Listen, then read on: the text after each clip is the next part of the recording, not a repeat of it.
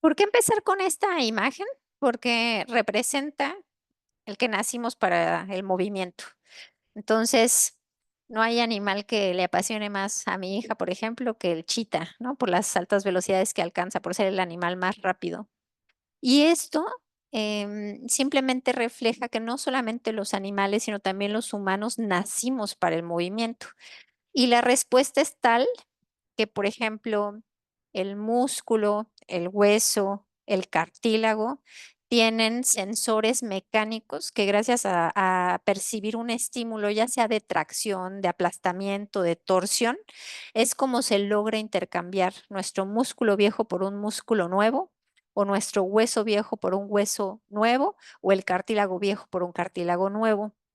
Y otro de los tejidos que también refleja que nacimos para el movimiento es el tejido adiposo, porque en realidad, o el tejido graso, nosotros, nuestro cuerpo está preparado como para tener periodos de intermitencia entre el acceso al alimento y la deprivación de esto. Entonces, como no se sabía si íbamos a tener éxito, como le sucede a algunos de los animales, ¿no? Algunos chitas a lo mejor podrán salir a cazar y gastar mucha energía y no tener éxito.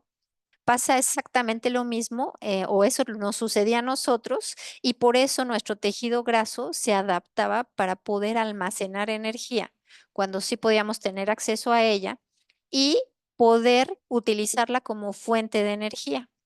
Sin embargo, en la actualidad siguen preservándose como ese tipo de genes, pero nosotros ya no realizamos la misma cantidad de movimiento. Entonces, hay diferentes órganos en donde cuando nosotros consumimos alimento y que después este se convierte en glucosa, esa glucosa se almacena y uno de ellos es importante, el músculo, y el otro es el hígado. Entonces, eso se almacena en una forma que se llama como glucógeno. También cuando nosotros requerimos energía, se puede obtener de esta parte del glucógeno muscular o del glucógeno del hígado.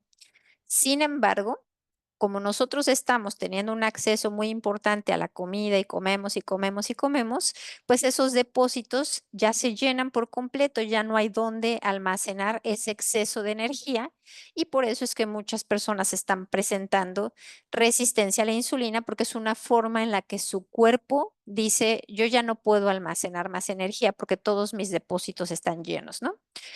Otro reflejo de que nacimos para el movimiento es que cuando se encuentra la falta de este, nuestro cuerpo se deteriora y vamos perdiendo funcionalidad y se aumenta el riesgo de muchas enfermedades. Entonces, actualmente, las dos principales pandemias relacionadas al movimiento son las conductas sedentarias y que no siempre son voluntarias. Por eso no quise poner una imagen en la que esté una persona bien a gusto viendo la televisión o viendo las redes sociales o de vacaciones, porque en realidad a veces el sedentarismo es parte de nuestras conductas como cotidianas y puede ser un día de lluvia en donde hay un tráfico espantosísimo, ¿no? Pero también existe otra pandemia y que no hay que confundir los conceptos, que es la falta de actividad física suficiente para mantener el estado de salud de las personas. Entonces, una cosa tiene que ver con cuántas horas pasamos sentados y otra cuestión si nos movemos lo suficiente durante nuestro día.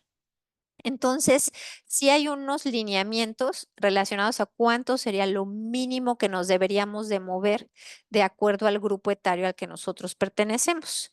Entonces, por ejemplo, cuando los niños son muy chiquitos, lo que se recomienda, cuando son incluso menores de 5 años, se recomienda que hagan hasta 90 minutos, ¿no? de actividad física, pero mínimo 60 minutos. Y lo mismo cuando ya están en la etapa escolar y adolescente, o sea, se recomiendan que hagan esos 60 minutos por día. Y a lo mejor ya después se van disminuyendo las recomendaciones de actividad física a 30 minutos cuando se es adulto, o lo mismo 30 minutos cuando se es adulto mayor, pero ya con la combinación.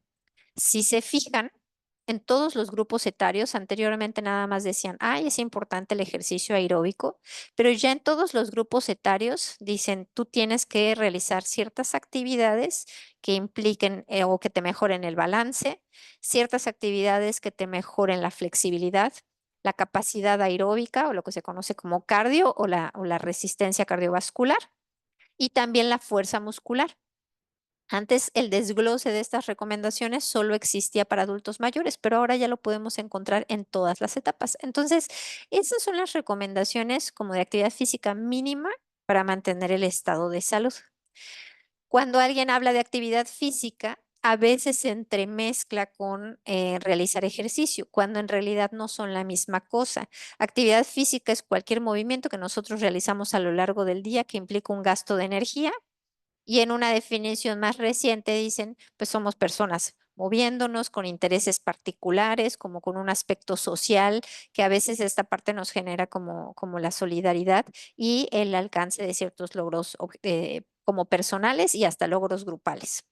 Entonces es bien importante que tal cual podamos diferenciar que el sedentarismo es una cosa, la actividad física es otra cosa y el ejercicio es un tipo de actividad física, pero ya es estructurada, es dosificada y tiene el objetivo de mejorar alguno de los componentes del estado de salud o de la condición física. Es decir, yo hago ejercicio con el fin de mejorar mi densidad mineral ósea o de mejorar mi control de la glucosa o vivo con hipertensión arterial y me ayuda a controlar mi presión arterial o quiero mejorar mi fuerza muscular, diferentes objetivos o aspectos a lo mejor de mis triglicéridos, eh, cuestiones más metabólicas, ¿no? Pero el sedentarismo por sí solo enferma. Entonces, ser una persona sedentaria no es la negación de realizar ejercicio. Entonces, alguien puede hacer ejercicio, así check, y aún así ser una persona sedentaria. Yo, por ejemplo, no ese reloj que tengo ahorita, pero anteriormente tenía otro reloj que me monitoreaba tal cual mi tiempo de sedentarismo, como sumándome los microepisodios a lo largo del día. Y un día de mucha consulta podía llegar a juntar 10 u 11 horas de conducta sedentaria.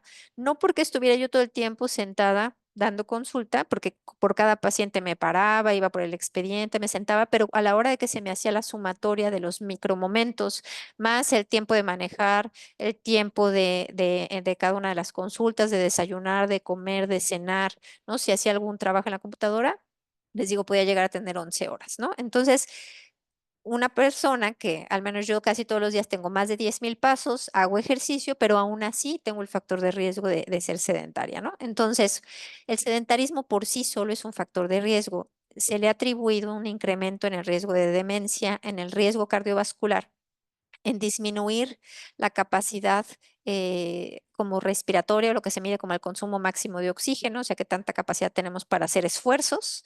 También aumenta el riesgo de diabetes tipo 2, de hígado graso asociado a disfunción metabólica, aumenta los triglicéridos, se favorece la pérdida de masa muscular y se deteriora también la forma como funcionan esas áreas de nuestra célula que realizan la respiración celular.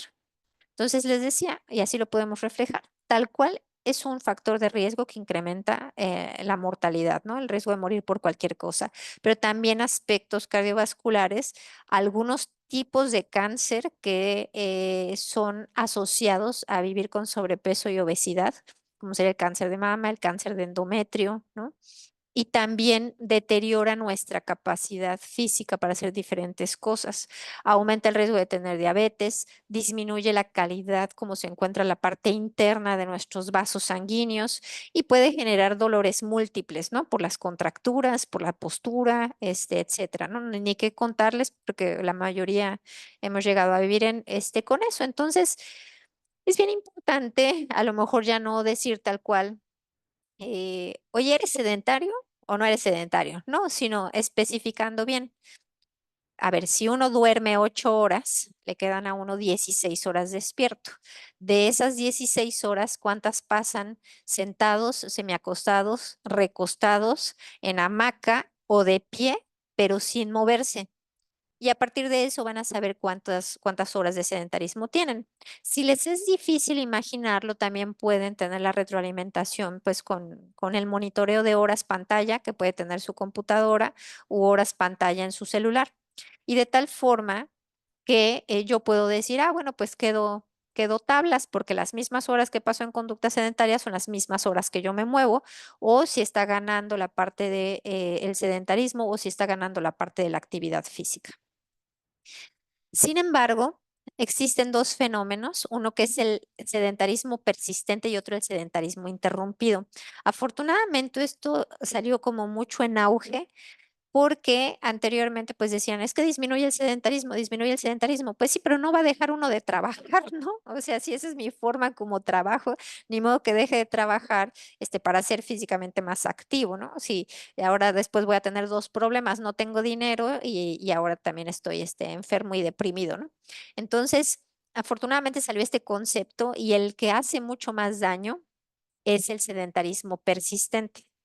El sedentarismo persistente es que se me junten lapsos durante mi día con duración mayor a 30 minutos. Entonces es que de repente me piqué leyendo un documento o revisando algo o haciendo un trabajo manual y ya llevo 2 horas ahí sentado o 4 horas o 6 horas, ¿no? Y no hace tanto daño cuando ese sedentarismo es interrumpido. Si hay personas aquí que vivan con diabetes o que tengan resistencia a la insulina, el sedentarismo se tiene que romper cada 30 minutos con periodos de movimiento de 3 minutos. Y si nada más lo queremos para mantener el estado de salud, se tienen que romper al menos cada hora y con periodos de movimiento de 1 minuto. Entonces, ahorita vamos a ir viendo cómo sí marca diferencia el tener un sedentarismo sin interrupciones y el tener un sedentarismo con interrupciones. Entonces, por ejemplo, en el metabolismo de la glucosa, lo que les decía, somos seres diseñados para el movimiento, ¿no? Entonces, yo gasto energía cuando me muevo. Entonces, no estoy gastando energía, pues, ¿para qué necesito transportar la glucosa? Entonces, yo puedo estar comiendo, comiendo, comiendo, y no hay transportadores de glucosa, la glucosa no entra al interior de la célula para ser utilizada, pues se me empieza a incrementar a nivel de mis arterias. ¿Qué pasa cuando yo al menos rompo esa conducta sedentaria? Que se aumentan los transportadores de glucosa y se me disminuyen los niveles de la misma. Pasa lo mismo con la masa muscular. Si yo no recibo ese estímulo mecánico de fuerzas de tracción o de aplastamiento, es como si estuviera tirando a la basura mi masa muscular, porque el músculo no siente que sea o no percibe que sea una necesidad, ¿no? Tener una buena salud porque ni se está utilizando y entonces se va degenerando. En cambio, cuando yo al menos interrumpo ese sedentarismo, mantengo la salud de mi músculo. Pasa exactamente lo mismo con la densidad mineral ósea. Un sedentarismo sin interrupciones favorece la destrucción de mi hueso sin tener un proceso de construcción. Entonces aquí predominan las células destructoras y aquí hay un equilibrio entre esas que destruyen el hueso y las que lo reparan. Lo mismo con el cartílago articular, es muy común que las personas que tienen diagnóstico de osteoartritis o de gonartrosis les digan, no, ya no camines porque si no se va a desgastar más tu articulación o ya no te muevas porque si no después imagínate cómo le vas a hacer pensando que el reposo pudiera llegar a mejorar como la salud de esa articulación y la verdad es que es todo lo contrario. Una persona que tiene osteoartritis y que se la pasa todo el tiempo en conductas sedentarias, si se fijan, hasta se ve el cartílago articular como si se estuviera carcomiendo. Hay una disfunción de esas células que producen el líquido el lubricante de la articulación y se empieza a degenerar ese tejido. A diferencia de cuando la persona se mantiene físicamente activa, rompiendo esas conductas sedentarias, pues se incrementa la lubricación, se aumentan las células formadoras de cartílago y se previene la degeneración de ese cartílago articular. Respecto a la presión arterial, todo el tiempo nuestros vasos sanguíneos se están abriendo, cerrando, abriendo, cerrando. Es el ejemplo tal que si ustedes se toman la presión arterial sentados, parados o acostados, siempre les va a salir diferente. ¿Por qué? Porque nuestros vasos sanguíneos se cierran y se abren para abastecer esas demandas de aporte sanguíneo. Entonces, lo normal es que nuestros vasos sanguíneos sean muy flexibles. Pero un sedentarismo sin interrupciones disminuye la secreción de las sustancias, que una de ellas es el óxido nítrico, que favorecen la apertura de los vasos y predomina una que hace que se cierre la luz del vaso sanguíneo. En cambio, cuando yo estoy interrumpiendo ese sedentarismo, se aumenta la sustancia que abre los vasos sanguíneos. Entonces, así es como se vería la luz del vaso sanguíneo. Un sedentarismo sin interrupciones aumenta mi presión arterial. De hecho, cuando han realizado estudios para ver cómo se comporta la presión arterial durante una jornada laboral, se ve cómo progresivamente se puede ir incrementando la presión arterial durante esas 8 horas. Y ustedes pueden hacer el experimento en ustedes mismos, mídanse su presión arterial antes de empezar a trabajar y termina la jornada laboral y van a ver cómo tienen los niveles más altos si tuvieron un sedentarismo prolongado, tanto de la presión sistólica como de la diastólica. El flujo sanguíneo también necesita que nosotros nos estemos moviendo y por estímulos mecánicos, desde que los gemelos, el músculo sóleo se contraen y funcionan como si fueran bombas que aplastan las venas y favorecen el retorno venoso. Pero también ese sedentarismo persistente hace que el flujo sanguíneo sea como turbulento, como si la sangre fuera como agua revuelta, y esa agua revuelta hace que se favorezca la formación de trombos. A diferencia de cuando nosotros tenemos un sedentarismo interrumpido, vean cómo se mantiene como permeable esa luz del vaso sanguíneo. Y respecto al flujo sanguíneo cerebral, ¿no?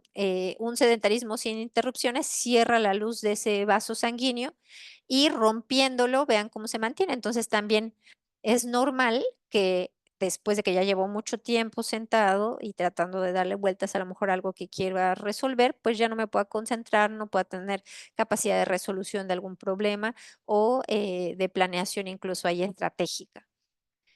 ¿Qué otra cosa le sucede a los pulmones, a los alvéolos? Recuerden que los alvéolos es el sitio en donde se hace el intercambio gaseoso. Entonces llega ese alvéolo con esa sangre oxigenada, ¿no? Con ese oxígeno que nosotros inhalamos y que llegamos hasta el alvéolo, y al establecer un contacto con los capilares, le da el oxígeno para que pueda ser transportado al resto de nuestro cuerpo y sobre todo si estamos realizando alguna actividad importante. Entonces, un sedentarismo sin interrupciones, los alvéolos se ven como globos chupados, o sea, como si estuvieran completamente colapsados y que cuando nosotros queremos inflar esos globos que ya están con mucha saliva, nos cuesta mucho trabajo vencer la resistencia.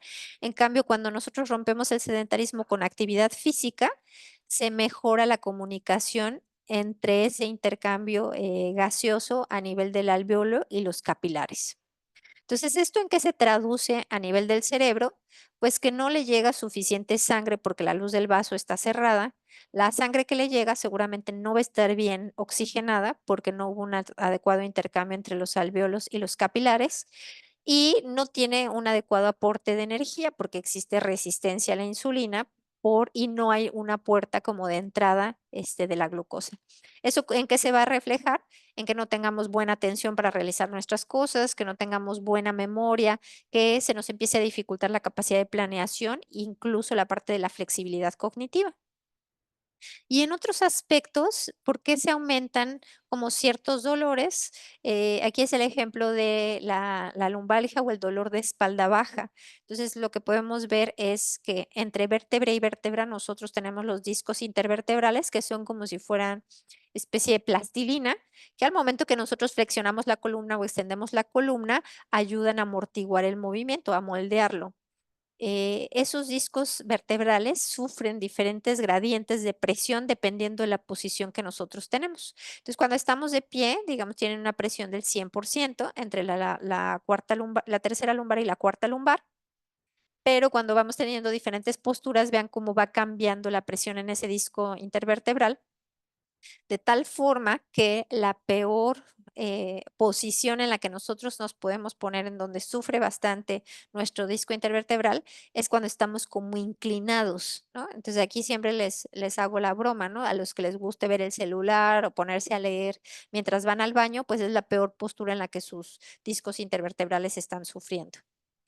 Y de estas cosas que de verdad son impactantes, o sea, la conducta, sedentaria incrementa la incidencia de cáncer, incrementa la mortalidad por cáncer e incrementa la mortalidad por cualquier causa.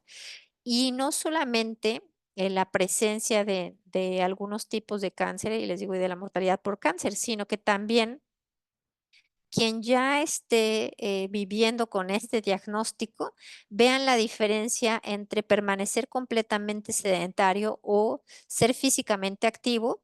Esto está hablando de la probabilidad de tener una metástasis. Como ustedes saben, un cáncer es que empieza una célula a crecer de manera anómala y evade como los sistemas de defensa que tiene nuestro cuerpo para detectar, pues, células que se salen de la normalidad y acabar con ellas, ¿no? Entonces, logra sobrevivir, se sigue multiplicando, y el éxito de esa enfermedad, pues, es llegar a invadir otros tejidos. Entonces, lo que menos queremos es que existan metástasis. Cuando una persona pasa mucho tiempo en conductas sedentarias, se favorece ese proceso, de migración, de proliferación, y puede invadir a otros tejidos. Y lo que hace la parte de la actividad física, o de romper esas conductas sedentarias con actividad física, es inhibir la proliferación celular y hacer como una regulación del sistema inmune. Es como si despertara a toda esta parte del sistema de vigilancia, a poder mejorar la calidad del tejido y por tanto proteger a la persona. Entonces, ¿cómo se puede interrumpir el sedentarismo? Nosotros podemos interrumpir el sedentarismo con pausas activas o con snacks de ejercicio. Entonces, por ejemplo, una pausa activa, ¿qué sería? Son momentos de movimiento con duración entre 1 a 3 minutos que rompen ese silencio muscular y lo que ayudan es a conservar y a mejorar el estado de salud. Pero aquí ustedes se pueden imaginar lo que quieran, ¿no? Una pausa activa es, por ejemplo, yo estoy haciendo home office y estoy trabajando y de repente digo, ay, quiero meter una carga de ropa y voy, meto una carga de ropa. O voy a barrer, la cocina, o voy a limpiar, tal cosa, o voy a ir al súper. O sea, es meter movimiento que no tiene ninguna estructura, que no tiene, pero es movimiento, ¿no? Voy a salir un rato al jardín, voy a revisar algo, voy a limpiar un cajón, voy a sacar la ropa que ya no utilizamos. Todo ese tipo de movimiento es como una pausa activa. Entonces, les vuelvo a repetir, personas que ya tengan diagnóstico de diabetes o que tengan resistencia a la insulina, se tiene que romper el sedentarismo cada 30 minutos y debe tener una duración de 3 minutos. Si yo me encuentro sano, puede ser cada hora y la pausa puede durar 1 minuto, ¿no? ¿Cuál es la diferencia entre los snacks de ejercicio? Los snacks de ejercicio ya son múltiples episodios, pero de ejercicio. Es lo que les decía. La diferencia entre actividad física es que es cualquier movimiento que yo haga a lo largo del día que implica un gasto de energía. El ejercicio es un tipo de actividad física, pero ya es estructurado, ya es dosificado y tiene el objetivo de mejorar alguno de los componentes de la condición física o del estado de salud. Entonces, son múltiples episodios de ejercicio a lo largo del día de intensidad moderada, vigorosa, con duración igual o menor a 1 minuto. ¿Cómo se pueden utilizar los snacks de ejercicio? Una, como este primer planteamiento que les estaba diciendo ahorita, como un beneficio de contrarrestar los efectos nocivos del sedentarismo prolongado, porque se ha visto que mejoran la parte metabólica y la función vascular. Entonces, yo lo podría utilizar como una estrategia para romper las conductas sedentarias. Entonces, les digo, es bien importante que identifiquemos, aquí están las 4 conductas: ser sedentario, romper el sedentarismo, la cantidad de pasos que yo doy por ya sea actividad física libre, y la otra es la parte del ejercicio. Entonces, puedo utilizar los snacks como conducta de romper el sedentarismo, pero por otro lado hay otro escenario en el que las personas no realizan ejercicio y la principal barrera es la falta de tiempo. Entonces, casi nadie alcanza las recomendaciones mínimas para mantener el estado de salud, y antes la Organización Mundial de la Salud decía, al menos tienes que hacer 10 minutos de ejercicio. Y los snacks llegaron a romper completamente eso y surgen como una alternativa para las personas con poco tiempo y cuya actividad laboral es predominantemente sedentaria. Entonces han hecho diferentes tipos de protocolos, ¿no? En los que comparan a un grupo que se la pasó sentado todo el tiempo y les dan 3 momentos de comida diferentes, a unos que hacen los snacks de ejercicio, ¿no? Les dan exactamente el mismo alimento para ver cómo se comportan sus niveles de glucosa y les dicen, pero ¿qué crees que cada hora te vas a poner a subir las escaleras así explosivo durante 1 minuto? Y entonces miden las concentraciones de glucosa. Y ahí lo que han demostrado es cómo las personas que realizaron los snacks de ejercicio presentan picos de glucosa más bajos, o sea, más chiquitos, y también de insulina. Entonces, una de las cosas, siempre para nosotros cuando hacemos prescripciones de ejercicio es que le decimos a las personas, ¿cuántos días lo van a hacer? ¿A qué intensidad lo van a hacer para obtener los beneficios? ¿Cuánto tiempo y qué tipo de ejercicio? Entonces, la nomenclatura para los snacks de ejercicio es que son múltiples episodios durante el día. La frecuencia que ha demostrado que ofrece beneficios a la salud es cada hora o máximo cada 4 horas. La intensidad, anteriormente habían dicho: "No, solamente tienen que ser de intensidad vigorosa", por eso yo les decía a algunos de ustedes: "Híjole, no lo recomiendo tanto por lo explosivo y que porque se pueden lastimar, porque no llevan calentamiento". Pero ahora ya salieron unas publicaciones donde puede ser en intensidad moderada. Del tipo de ejercicio puede ser con aeróbico o con fuerza. El tiempo de cada uno de los episodios, imagínense, es igual o mayor a 1 minuto, así de chiquitito. Y el volumen, más de 3 por día. Eso sí, las publicaciones que han demostrado, mejora la capacidad aeróbica o mejora el metabolismo de la glucosa, tienen más de estos 3 snacks al día. Entonces, yo sé que muchos de ustedes realizan ejercicio estructurado. Entonces, les vuelvo a repetir, probablemente para algunos les acomode más como si fuera una forma como pueden romper el sedentarismo. Pero si hay otros que no están alcanzando realizar ejercicio, todos los días o de repente nada más lo hacen 2 días por semana, entonces el resto de la semana podrían acceder a este tipo de prescripción de ejercicio tal cual y colocando diferentes movimientos. Entonces, les decía, para que yo diga, sí, esto es lo que está demostrado, se tienen que realizar con una frecuencia mínima de 3 episodios durante el día. Si hacen más, les va mejor. Y esto hace que mejore la capacidad cardiorrespiratoria, la fuerza muscular y cuestiones que tienen que ver con la glucosa, disminución de riesgo de infartos, de EBCs, ¿no? Entonces, fíjense, yo estoy como en una conducta sedentaria y yo puedo tener un snack de ejercicio, ¿no? Y a lo mejor hago 1 minuto, me pongo a subir las escaleras ahí de mi trabajo o menos. O digo, no me voy a salir a pedalear tal cual, pero puedo comprar de esos pedales que venden y lo coloco abajo de mi escritorio y le doy así rapidísimo a los pedales y después ya sigo trabajando. O puedo hacer alguno de los ejercicios que se hacen aeróbicos, los jumping jacks en la silla, las caperuzas, las metralletas, ¿no? Cualquier tipo de ejercicio aeróbico. O puedo caminar en una pendiente. Entonces, mejora la capacidad cardiorrespiratoria, mejora el perfil metabólico con la insulina, la glucosa, los lípidos y mejoran las condiciones de esos vasos sanguíneos por adentro para que no exista ningún tipo de infarto o de un evento vascular cerebral. También para las personas que ya tienen diagnóstico, o sea, por eso les digo, a mí esto se me hace impresionante. O sea, las personas que ya tienen diagnóstico de cáncer, meter los snacks de ejercicio hacen que se disminuya el crecimiento tumoral.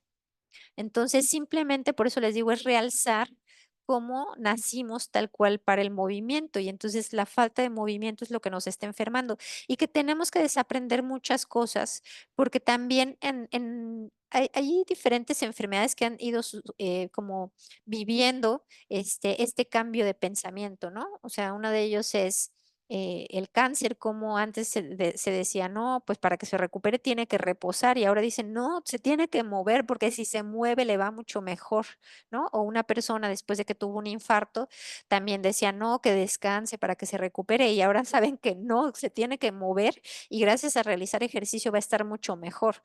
Entonces, se están rompiendo estos paradigmas o en osteoartritis, ¿no? Que decían, tiene que reposar para que la articulación ya no se inflame y ahora se está demostrando que favorece el movimiento, ¿no? ¿Cómo puedo yo hacerlo? O sea, con esos snacks. Sí hay diferentes actividades que encienden más la parte muscular, como subir las escaleras o hacer cualquier cuestión que lleve flexión de rodillas, por ejemplo, una sentadilla, un desplante de frente, un desplante hacia atrás, desplantes laterales, cualquier, pararme y sentarme de la silla, ¿no? Pero bueno, hay personas a las que les duelen las rodillas, entonces lo puedo hacer con otro tipo de movimientos. Entonces, fíjense, tan sencillo como esto, están saliendo estas publicaciones donde dicen ejemplos de ejercicios prescritos como snacks a lo largo del día, ¿no? Y a estos pacientes, o en este estudio, lo que hicieron fue monitorearlos con el Alexa. ¿no? Entonces ya decían, Alexa, mándale su recordatorio de que tiene que hacer sus snacks de ejercicio. Y era realizar lagartijas en una mesa, ¿no? Realizar unas mini sentadillas, hacer un pequeño salto y hacer este ejercicio que es en posición de gateo, que se llama Bear Dog, ¿no?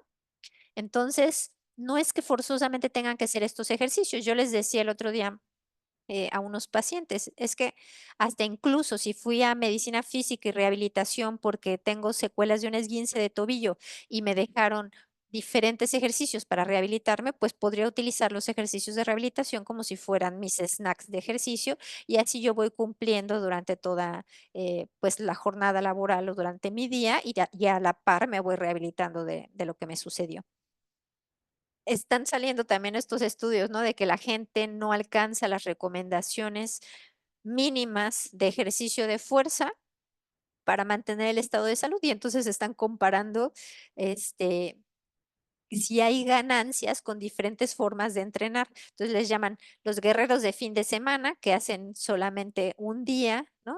El tiempo total que les lleva, hacer una sola serie de los ejercicios, hacer los snacks de ejercicio. Supongamos aquí son 4 snacks diferentes, que yo hiciera lagartija, una plancha, una sentadilla y a lo mejor un puente, ¿no? Y al siguiente día así, ¿no? Entonces sí, pareciera mucho más la cantidad de veces que se hace, pero porque solamente acuérdense que es con duración igual o menor a 1 minuto y, hacer como si estuviera haciendo la prueba de ejercicio de fuerza o contracciones excéntricas. Entonces, todas estas formas de entrenar diferentes, con poco volumen de ejercicio de fuerza, mejoran la fuerza muscular de las personas. Entonces, por eso les digo, es la traducción de, poco es mejor que no hacer absolutamente nada, ¿no? Entonces, ya con esto voy a terminar, y es la reflexión que les digo.